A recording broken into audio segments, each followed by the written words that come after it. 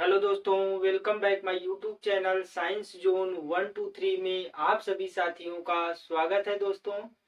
तो दोस्तों, हम अपने पिछले वीडियो में बात किए हैं कि अम्ल किसे कहते हैं या अम्ल की परिभाषा और अम्ल के प्रकार की बात हमने कर ली है दोस्तों। प्रबल अम्ल, दुर्बल अम्ल जो है किसे कहते हैं इसकी भी चर्चा हमने कर दी है। प्रबल क्षार और दुर्बल क्षार की भी बात कर दी है। ठीक है दोस्तों, तो आज हम बात करेंगे, जैसा कि हमने अपने पिछले वीडियो में आपसे बोला है कि अम्ल और क्षार की पहचान हम कैसे करें, इसको कैसे पहचाने कि कौन अम्ल है और कौन क्षार है। तो दोस्तों आइए आज हम इसकी चर्चा कर देते हैं, यानी अम्ल की पहचान और क्षार की पहचान कैसे करें।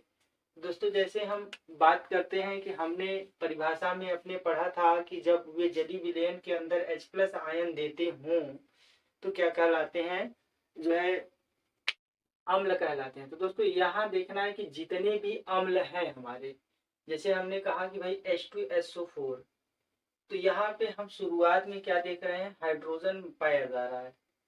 और यहाँ पे देख रहे हैं तब भी हाइड्रोजन है, इसमें भी देख रहे हैं तो हाइड्रोजन है, इसमें भी देख रहे हैं तो हाइड्रोजन है। तो जैसा कि दोस्तों इसको हम सल्फ्यूरिक अम्ल बोलते हैं, इसको नाइट्रिक अम्ल बोलते हैं, इसको हाइड्रोजन सल्फाइड, इसको हाइड्रोक्लोरिक बोलते हैं, हाइड्रोजन ब्रोमाइड बोलते हैं। तो ये दोस्तों हम देख रहे हैं कि अम्ल जो भी है उसके शुरुआत में क्या पाया जा रहा है, हाइड्रोजन पाया जा रहा है। तो एक पहचान तो दोस्तों हमारा ये हो जाएगा कि जो अम्ल होता है उसके शुरू में ही हाइड्रोजन कहीं ना कहीं देखने को हमें मिलता है। तो जैसे दोस्तों यहाँ हम बात कर रहे हैं तो ये सभी क्या है, अम्ल है। जैसा कि दोस्तों हमने जल पे क्या किया हुआ है कि घेरा बनाया हुआ है, तो जल जो होता है वह अम्ल का भी गुण प्रदर्शित करता है और क्षार का भी गुण प्रदर्शित करता है दोस्तों। जैसे हम जल को अगर लिखें तो इस तरीके से भी तो लिख सकते हैं दोस्तों, HOH। ठीक है, तो ये भी हम लिख सकते हैं। इसलिए जल जो है दोस्तों एक अपवाद है जो दोनों का गुणधर्म प्रदर्शित करता है, अम्ल का भी और क्षार का भी गुणधर्म ये प्रदर्शित करता है। तो इसकी बात दोस्तों दोनों में हम कर लेते हैं। और इसके बाद देखिए दोस्तों, जैसे हम हाइड्रोजन साइनाइड की बात करते हैं तो ये भी, यहाँ भी शुरुआत में हमें क्या मिल रहा है, हाइड्रोजन मिल रहा है। अच्छा दोस्तों, अभी तक हम देख रहे थे कि शुरुआत में जब हमें हाइड्रोजन देखने को मिल जाए पहले, तब अम्ल है। इसके बाद अगर हम दोस्तों बात करें तो हमें अगर ये इतना नजर आता है, ये वाला COOH, तो जब ये भी अगर हमें कहीं देखने को मिले दोस्तों, जैसे यहाँ पे अगर बात करें COH, ठीक है, COOH, यानी अगर ये भी हमको कहीं लगा हुआ नजर आ जाता है COOH और COOH, तो ये भी किसको प्रदर्शित करता है दोस्तों, अम्ल को ही प्रदर्शित करता है। तो पहला पहचान की दोस्तों हाइड्रोजन शुरुआत में हो, दूसरी पहचान ये कि उसके अंत में COOH लगा हो, तब भी क्या होता है, अम्ल होता है दोस्तों। और इसके बाद हम बात कर रहे हैं दोस्तों, यहाँ पे भी हम देख ले रहे हैं तो ये सभी क्या है, अम्ल, चूंकि हाइड्रोजन शुरुआत में पाया जा रहा है। तो इसे फास्फोरिक अम्ल, इसे फास्फोरस अम्ल, और इसे दोस्तों हम फार्मिक अम्ल बोलते हैं। ठीक है, तो ये क्या है दोस्तों, बेंजोइक अम्ल है। अब इतना जो है कि दोस्तों हमने देखा कि COOH और H, अंत में COOH नजर आ जाए और शुरुआत में H नजर आ जाए तो क्या है दोस्तों, अम्ल है। जैसा कि हम उदाहरण में देख रहे हैं।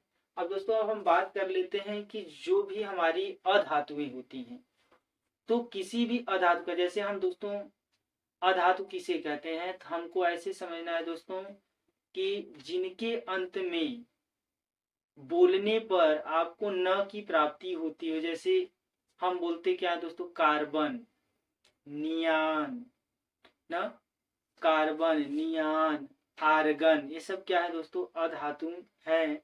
अब दोस्तों अगर अधातु हम बात कर रहे हैं तो यहाँ पे अगर अधातु के ऑक्साइड की बात करेंगे, किसी भी अधातु के ऑक्साइड की जब बात करते हैं दोस्तों, तो उस अधातु का ऑक्साइड कैसा गुणधर्म प्रदर्शित करता है, अम्लीय गुणधर्म को प्रदर्शित करता है। जैसे दोस्तों हम यहाँ बात करें तो कार्बन हमारा क्या है, अधातु है, और इस कार्बन का जो ऑक्साइड है ये कैसा प्रदर्शित करेगा गुणधर्म, अम्लीय। तो दोस्तों जो भी हम कह रहे हैं कि अधातु होता है, उस अधातु में यदि ऑक्साइड जुड़ा हुआ नजर आता है तो उसका गुणधर्म कैसा हो जाता है, अम्लीय हो जाता है। क्या कार्बन डाइऑक्साइड कैसा हो जाएगा, अम्लीय हो जाएगा। सल्फर डाइऑक्साइड भी कैसा हो जाएगा, अम्लीय हो जाएगा, क्योंकि सल्फर क्या है दोस्तों, हम कहते हैं अधातु है। और इसके बाद हम नाइट्रोजन की बात करते हैं दोस्तों, तो ये भी क्या है, अधातु है। और ये भी, इसके ऑक्साइड की बात कर रहे हैं तो क्या हो जाएगा दोस्तों, ये भी क्या हो जाएगा, अम्लीय हो जाएगा, ये भी अम्लीय हो जाएगा। और फास्फोरस पेंटाऑक्साइड या हम P2O5 की बात करते हैं तो ये भी क्या हो जाएगा दोस्तों, अम्लीय हो जाएगा। तो जितने भी अधातुएं होती हैं, जब उनके हम ऑक्साइड की बात करते हैं दोस्तों, तो कहीं ना कहीं वे अम्लीय गुण को प्रदर्शित करते हैं। तो दोस्तों एक पहचान तो हमारी ये हो गई कि धातु का ऑक्साइड क्या होता है और अधातु का ऑक्साइड कैसा होता है दोस्तों, अम्लीय होता है। तो अधातु का ऑक्साइड कैसा हो गया, अम्लीय। आइए दोस्तों अब क्षार की पहचान कैसे करें, कि बेस का आइडेंटिफिकेशन कैसे होता है। तो दोस्तों अगर हम बात करें तो बेस में हमें क्या देखना है, कि अगर उसके अंत में, किसी भी के अंत में OH दिख जाए, जैसे यहाँ हम लिथियम हाइड्रोक्साइड की बात करें दोस्तों, OH OH OH OH OH OH, तो क्या हमें एक चीज देखने को मिल रही है कि अम्ल में जब हम बात कर रहे थे तो वहां पे हमें क्या मिल रहा था दोस्तों, H मिल रहा था शुरुआत में। और जब क्षार की बात कर रहे हैं तो OH हमें देखने को मिल रहा है। अर्थात हमने परिभाषा बोला था कि जिसका जलीय विलयन OH माइनस आयन क्या करता है, देता है, तो उसे हम क्या कहते हैं दोस्तों, क्षार कहते थे। तो यहाँ पे हमें OH OH OH सबके अंतिम में देखने को मिल जा रहा है दोस्तों, तो ये क्या हो जाएगा, क्षार हो जाएगा। ठीक है दोस्तों, ये सभी क्या है, क्षार है। तो क्षार की पहचान है, उसके अंत में OH जुड़ा हुआ नजर आएगा। अब दोस्तों हम बात कर लेते हैं कि और क्या होते हैं क्षार।